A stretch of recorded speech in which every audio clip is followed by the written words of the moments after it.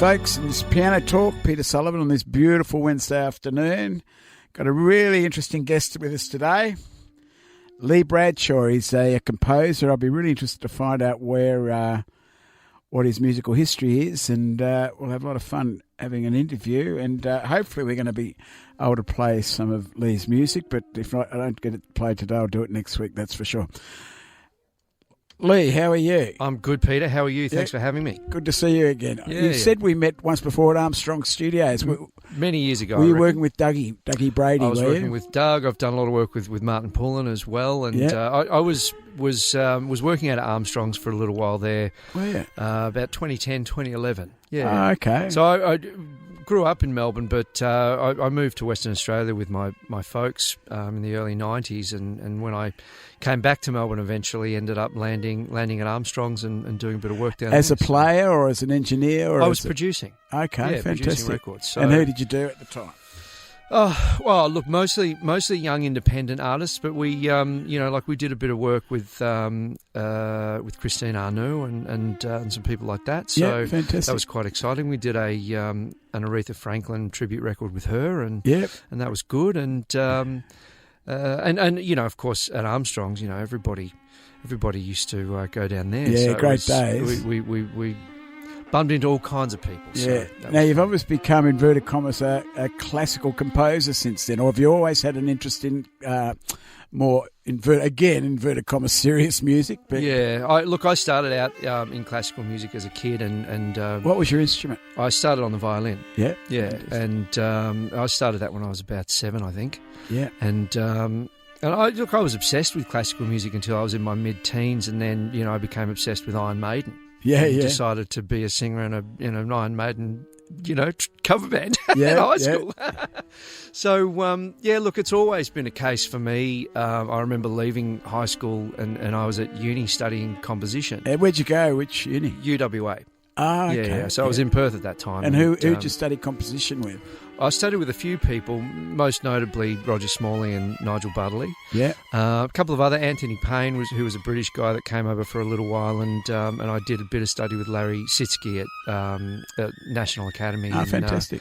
Which, incidentally, was just down the street from Armstrong's. So I went to National Academy in '98. Yeah, the South Melbourne Town Hall. When it was still at South Melbourne Town Hall. Hopefully they'll be back there soon. They're coming close to finishing that fit out, but anyways, it was just it was Larry Sitsky was teaching out of there. He did a summer course there. Okay, he was a complex composer. His music, wasn't he? Great composer. Yeah. I really, really think he's one of our best, actually. And serial he's composer. Still with us. Yeah. Well, I think he delved a little bit into that stuff, but I don't think he was a hard serialist or anything like that. So. No.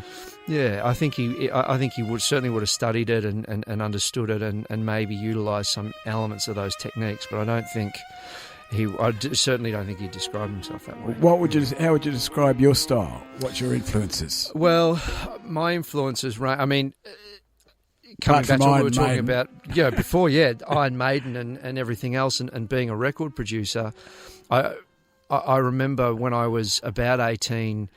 Some very well-intentioned people saying, you have to choose. You've got to choose whether you're going to be a classical musician or whether you're going to be a singer in a rock band. Yeah. And I really struggled with that. And I ended up going and doing a project in a recording studio over there in Perth called Planet, and working with a guy called John Villani. And it was a real...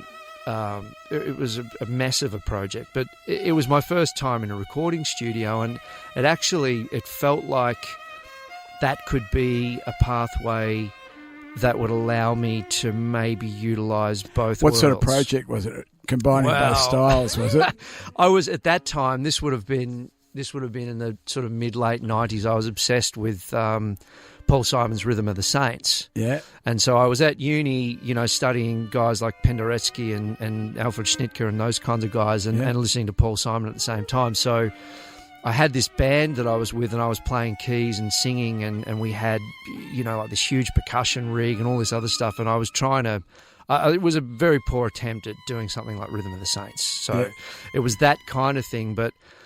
Going into a recording studio and working with John and just getting a sense of what could maybe be possible in that environment, I thought, well, actually, maybe this is the path where I don't have to choose whether I'm a classical musician or a rock musician, or for want of a better expression.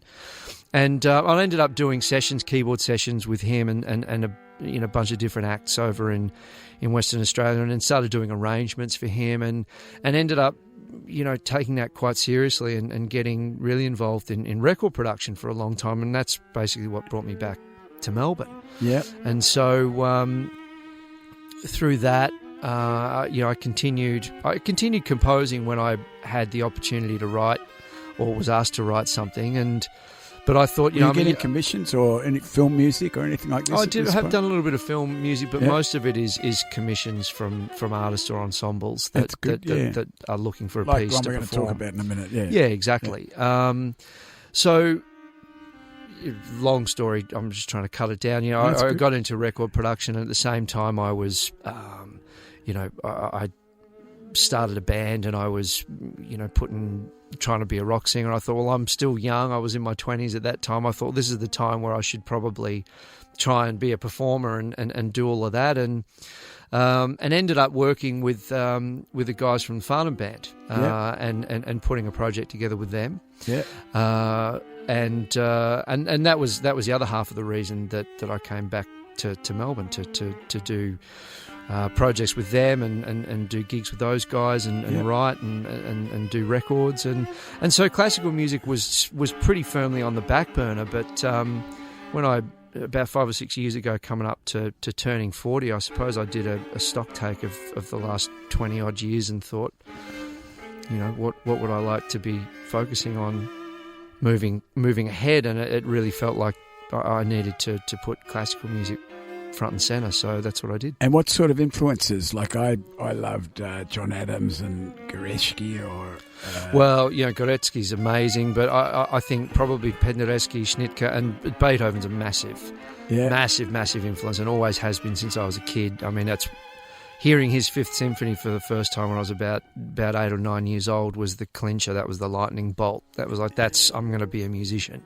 Yeah, and it was actually, as I said before, when I did that that sort of life stock take of what do I want to do, I reached out to a friend that I went to university with, who was he's a very successful viola soloist in Europe now, but he was living in Lugano and had a quartet over there, and I pitched an idea of, well, why don't we do a cycle of the late Beethoven string quartets?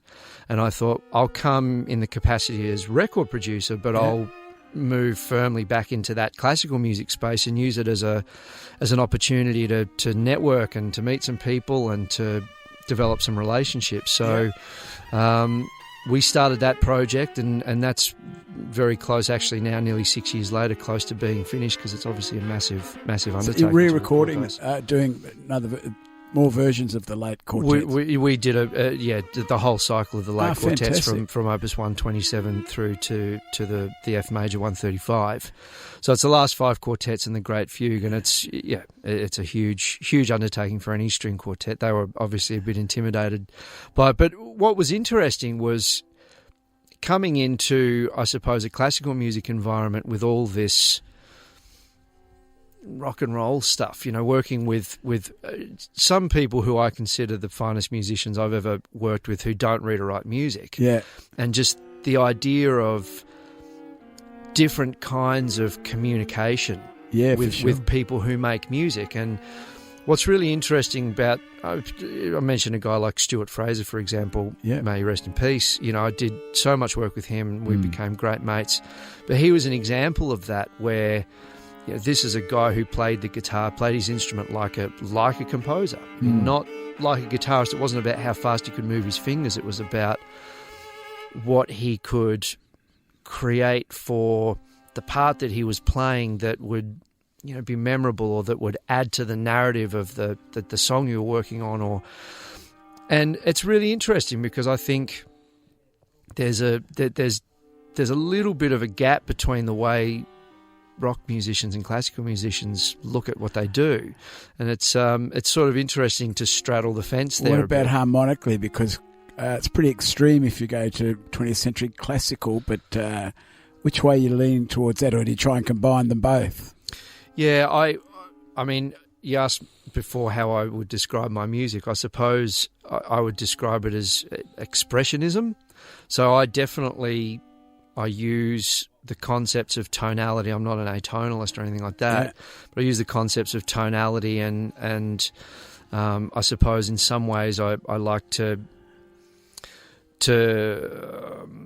deal with the expectations that a listener might have of tonal music, and try and work with that a little bit, and add layers of chromaticism to that, to I suppose thwart those expectations and explore the creative, expressive possibilities of doing that.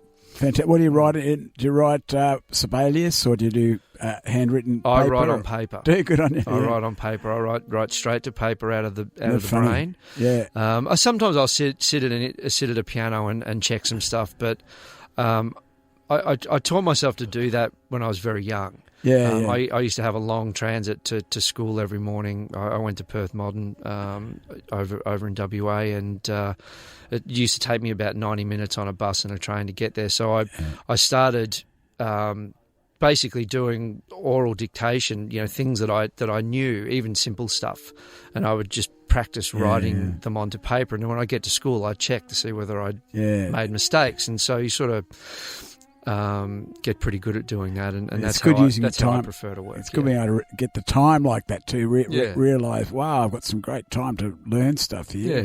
As opposed to looking out the window, I suppose. Well, it's either that or reading books. I guess there's nothing much else you can do when you're sitting on a bus. Yeah, you don't use Sibelius, the music writing program? I do use Sibelius to input stuff when I need to obviously produce scores and parts for musicians. But I do a very basic input of what I've written on paper, and then I have an engravist that I work with overseas who sets it up so it looks fantastic. It looks good.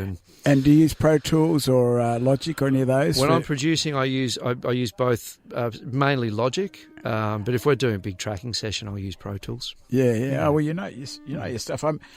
I mentioned to you I can't find in the library, but I'm definitely going to play this on the show. Yeah. I'm intrigued by this. Explain. This is, folks. This is called Lee Bradshaw, The Ties That Bind.